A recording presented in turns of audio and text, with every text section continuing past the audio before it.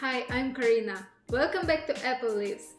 We all know that granola is the perfect way to start the day. It's loaded with nutrients and fiber. Today I'll show you my very easy and healthy recipe of crunchy homemade granola that I think you will be enjoying. So let's begin.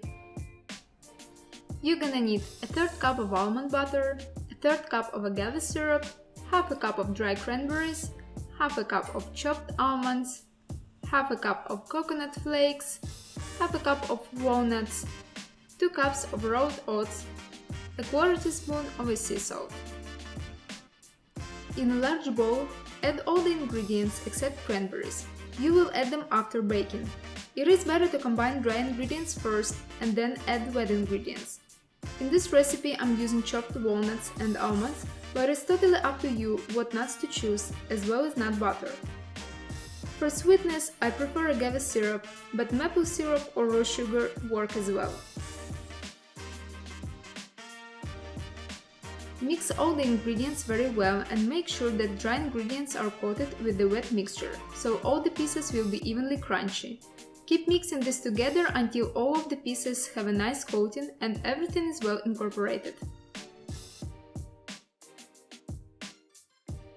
Transfer the granola mixture to a baking tray and press it into a thin, even layer using a spatula or a back of a spoon. Make sure it is as thin in the center as it is outside. If you like clusters in the granola, press it down into the baking tray. It will help to compact the granola and stick together. Bake it at 350 degrees Fahrenheit for about 15 to 20 minutes. After about 20 minutes, you can see that outside started to brown out a little, so what you wanna do is to flip it over. You don't have to flip it exactly, it is more just mixing granola around, so the bottom side comes to the top. Then put the tray into the oven to bake for a few more minutes. Finally, add dried cranberries. You can use any dried fruit you want, mango, raisins, blueberries, or add chocolate chips instead. As soon as granola comes out and it is hot, that's when you want to add it to the tray. It will help the fruit to stick to the granola clusters.